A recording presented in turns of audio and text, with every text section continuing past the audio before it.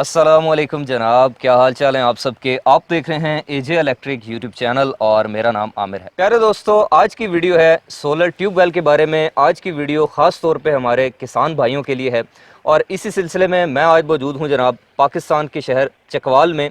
और इस जगह का नाम है भोन। ये एक गांव है जहां पर हमारे जो अजीज़ दोस्त हैं सलमान भाई, इन्होंने आज से 3 साल पहले ये पंपिंग सोलर सिस्टम यानी कि सोलर ट्यूबवेल इंस्टॉल किया था।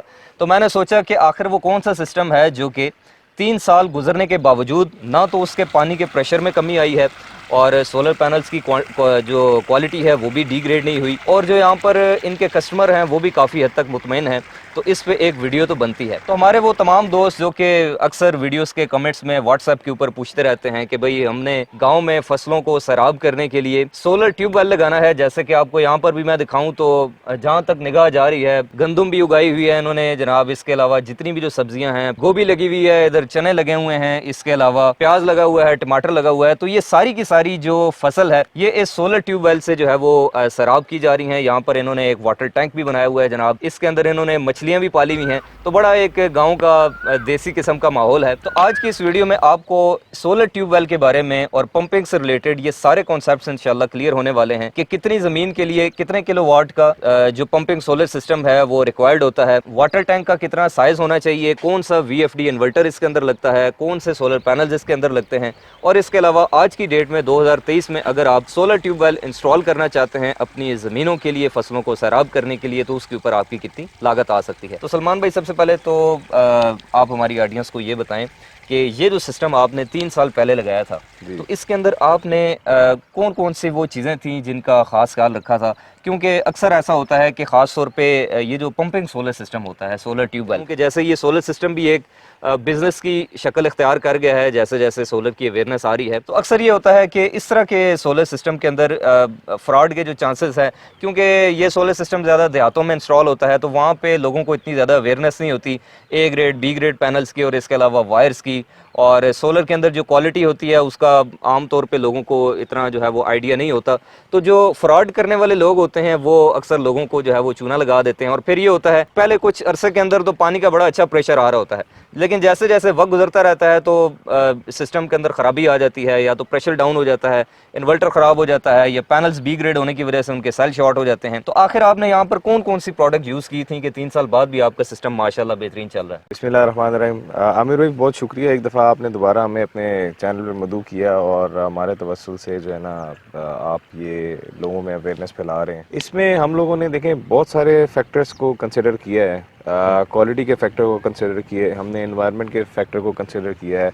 यहाँ पे जो जिस तरह के लोगों ने इसको इस्तेमाल करना है हमने उस चीज़ को भी बहुत ज़्यादा मद्देनज़र रखा है। सही है। ठीक है। फिर यहाँ पे जो ज़रूरत है, ठीक है, कि भाई कितने एरिया को उन्होंने सैराब करना है, कितनी मोटर कितनी लगी हुई है, रिक्वायरमेंट कितनी है, आप देख सकते हैं। जैसे हमने आपको बताया कि ये 3 साल पहले हमने लगाया था तो उस वक्त सबसे लेटेस्ट पैनल जो था कैनेडियन सोलर का 415 वाट वाला मोनोपर्क, सही है। ये हमने उस वक्त यहाँ पे लगाया। ठीक है।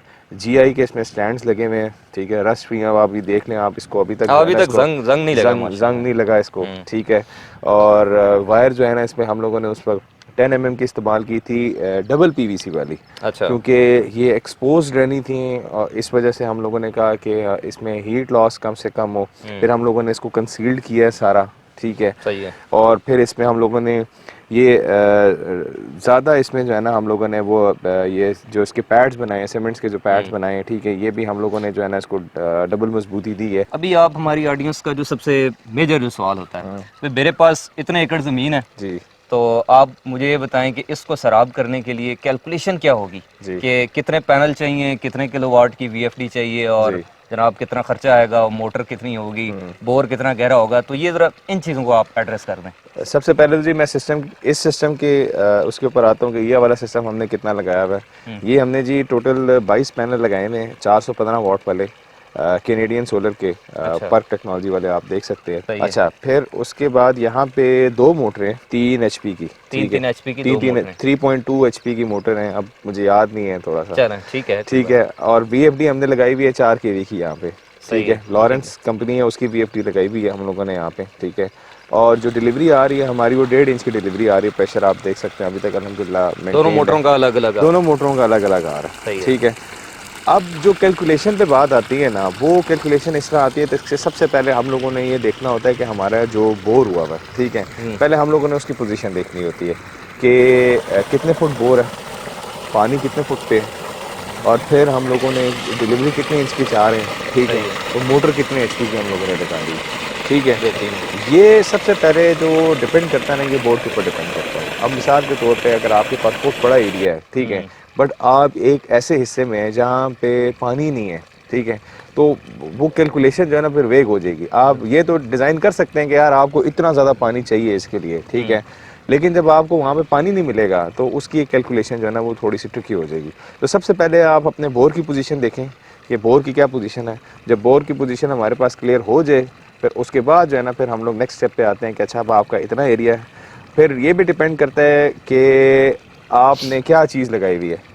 और मिसाल के तौर पे कुछ ऐसी सब्जियां होती हैं, कुछ ऐसे फ्रूट्स होते हैं जिनको फ़ौरन फ़ौरन पानी चाहिए होता है, ठीक है। कुछ ऐसे होते हैं कि जिनको जो है ना एक दिन छोड़ के एक दिन चाहिए होता है। सही है। तो वो टोटली आपके उस चीज़ के ऊपर डिपेंड करता है कि आप क्या लगा रहे हैं। अब काफी सारे फैक्टर्स जी फिर जी, तो आ बहुत जाते सारे हैं। फैक्टर। अब उसका पानी का इंटरवल क्या है? पानी का इंटरवल क्या बाद है? ऐसे भी जगह होती हैं जहाँ पे लोग ड्रिप इरिगेशन वाला मामला करते हैं, बाद होती हैं जिसमें ऐसे टैंक स्टोरेज करके तो फिर उससे किया जाता है। अच्छा ये बताएं कि ये जो टैंक का साइज होता है, जी इसकी भी कोई कैलकुलेशन होती है कि फॉर एग्जांपल किसी ने अब ये जैसे 9 किलोवाट का जी अप्रोक्सीमेटली बनता है, जी जी 6 एचपी की ओवरऑल यहाँ पे मोटरें लगी हैं, जी जी। तो उसमें क्या कोई लिमिटेशन होती है कि आपने इतना ही वाटर टैंक बनाना है या? देखें ये तो टोटली आपके अपने ऊपर है, ठीक है, अच्छा। इसके हवाले से कोई ऐसी कैलकुलेशन नहीं है। हाँ, ये हो सकता है कि अब जैसे इन्होंने स्टोर कर लिए, ठीक है, इनके पास स्टोरेज होगी, अब जैसे ये सुबह फजर के बाद चलना शुरू हो जाती है, 1 बजे तक ये टैंक फुल हो जाता है, ठीक है। अच्छा। ऐसा भी होता है कि अब जैसे कटाइयाँ हो गई हैं, कोई फसल नहीं है, तो वो उनके पास पानी स्टोर हुआ हुआ है, हाँ, ठीक है, गंदम की कटाई हो गई है, गंदम की बाकी कटाई हो गई, सब्जियां लगी हुई हैं, बाकी सब्जियां लगी हुई और हैं, तो जब तैयार हो जाती है सब्जी तो उसके बाद उसको पानी जो है वो कम चाहिए होता ये टोटली आपकी यूज़ के ऊपर डिपेंड करता है। हाँ, ये है कि कम ना हो,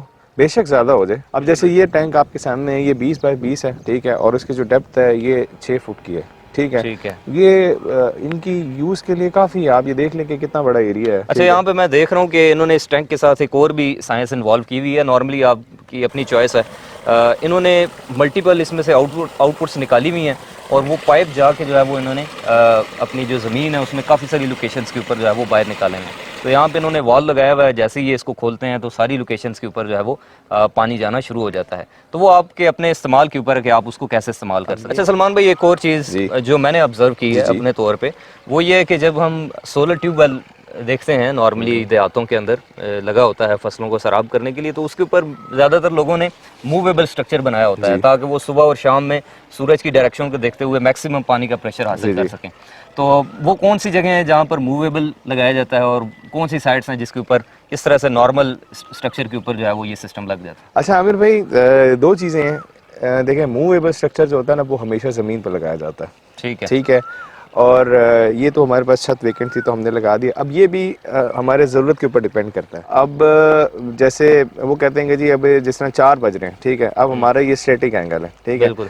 अब ये हमारा उस लेवल पे परफॉर्म नहीं कर रहा होता, उस लेवल पे प्रोडक्शन नहीं आ रही होती, क्योंकि एंगल स्टैटिक है, सूरज की डायरेक्शन चेंज हो चुकी है। बिल्कुल। तो वो उस वक्त मैक्सिमम अपनी जनरेशन लेने के लिए जो है ना वो सूरज के अकॉर्डिंगली उसको मूव करते हैं, और उस वक्त जो है वो उन्होंने अपने बाग को सैराब करना होता है। सही है। यहाँ पे इनकी ऐसी ज़रूरत नहीं है। ठीक है। इनके पास यहाँ पे इन्होंने कहा कि जी हमारे पास स्टोरेज टैंक है, इसको फिल करना है बस। इसको फिल करना है बस, ताकि वो अपने स्टोरेज के थ्रू जो इन्होंने पूरे अपने ज़मीनों पे जो पाइप फैलाया हुआ है तो वो उसके थ्रू उसको जो है ना वो सैराब कर देते हैं। तो ऐसी यहाँ पे ज़रूरत नहीं है। अगर ज़रूरत होती है तो हम डेफिनेटली इसको मूवेबल करते हैं। प्यारे दोस्तों, जैसा कि आपने देखा कि यहाँ पर सूरज की रोशनी को, सूरज आपको पता है कि फ्री एक एनर्जी सोर्स है जिसकी मदद से जो है ये सारा फसलों की सराबी जो है वो मुमकिन हुई है सिर्फ सोलर टेक्नोलॉजी की बदौलत, जो कि एक सस्ते से सस्ता तरीन जो है वो आपने वन टाइम इन्वेस्टमेंट करनी है, और उसके बाद आगे जितनी सोलर पैनल्स की लाइफ है, जितने आपके सिस्टम की लाइफ है, अगर सिस्टम क्वालिटी से इंस्टॉल हुआ है तो आप जो है वो इससे लाइफ टाइम फ़ायदा उठा सकते हैं।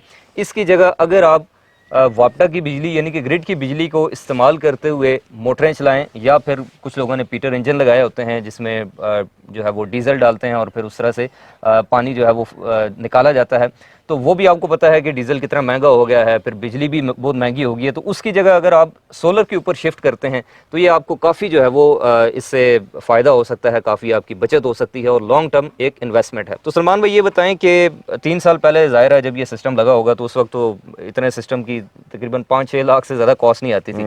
तो अभी चूँकि 2023 चल रहा है, डॉलर भी बढ़ गया है और फिर सोलर वैसे ही जो है वो महंगा हो गया है। तो आज की डेट में इस सिस्टम की अगर आप कॉस्ट बताएं ताकि अंदाज़ा हो जाए कि इतना सिस्टम कितने लाख का लगता है, और रफली एक आइडिया दे दें कि इतने किलोवाट का सिस्टम इतने लाख में लगता है, इतना इतने में लगता है, थोड़ा अंदाज़ा हो जाता है। आमिर भाई, अगर कॉस्ट कंपैरिजन की जाए तो ये वाले जो सिस्टम होते हैं ये ऑन ग्रिड से थोड़े कम प्राइस में होते हैं, सस्ते होते हैं। उसमें उसकी कुछ वजह है, उसकी वजह ये है कि यहाँ पे हम लोगों को नेट मीटरिंग का खर्चा नहीं पड़ता, ठीक है। इन्वर्टर जो है इसके VFD इन्वर्टर्स जो हैं वो बहुत मतलब उससे बहुत ज़्यादा कम प्राइसेस पे हम लोगों को मिलते हैं, ठीक है। ये तो 10-10 किलोवाट के इन्वर्टर हम लोगों को आपको पता है 3.5 लाख 4 लाख रुपए तक के मिलते हैं, मतलब ये 3 लाख से शुरू हो जाते हैं, ठीक है। तो ये उस तरह इतने एक्सपेंसिव नहीं है जो VFDs हैं। यहाँ पे जो सिर्फ और सिर्फ आपको जो मेजर खर्चा है ना वो सिर्फ और सिर्फ पैनल्स का है और स्ट्रक्चर का है बस, और बाकी वायरिंग और VFD का तो वो स्टैंडर्ड है। तो आजकल के 2023 में अगर मैं बात करूँ यही सिस्टम अगर लगाया जाए तो ये तकरीबन 15-16 लाख रुपए का लगेगा। सही है, मतलब इसके इर्द गिर्द होगा, ठीक है। यानी कि जिसमें 3 HP की 2 मोटरें हैं जी, और तकरीबन 9 से 10 किलोवाट के ये पैनल्स हैं। और हाँ जी, ये जी। अच्छा, इसमें एक और चीज़ जो अभी मेरे जहन में भी सवाल आया कि आप इसमें क्या क्या सर्विसेज देते हैं? ये वाटर टैंक भी आप बना के देते हैं और बोर भी करके देते हैं या सिर्फ सोलर लगा के देते हैं? नहीं, हमारी तो सिर्फ सोलर की सर्विसेज होती हैं इसमें। अच्छा, बहुत सारे साथी जो हैं वो फिर रिक्वेस्ट करते हैं कि मोटर का भी आप बताएं, तो वो उसमें अगर उनको कोई एक्सपर्ट ओपिनियन चाहिए होता तो वो हम दे देते हैं, बट हमारी तो सोलर से रिलेवेंट ही चीज़ है। प्यारे दोस्तों, ये थी जनाब सोलर ट्यूबवेल पर मुश्तमिल एक मालूमाती वीडियो, जिससे मैं उम्मीद करता हूँ कि आपको पंपिंग सोलर सिस्टम के हवाले से काफ़ी सारे जो कॉन्सेप्ट्स हैं वो क्लियर हो गए होंगे। तो अगर आप भी अपनी फसलों की सराबी के लिए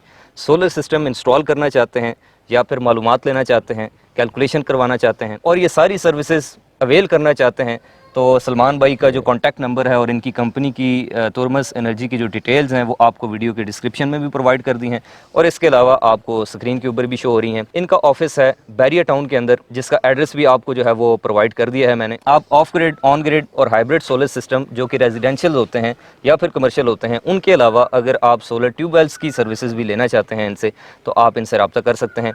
इंशाल्लाह आपसे मुलाकात होगी नेक्स्ट वीडियो में। तब तक के लिए अपना रखिएगा बहुत सारा ख्याल। खुदा हाफिज़।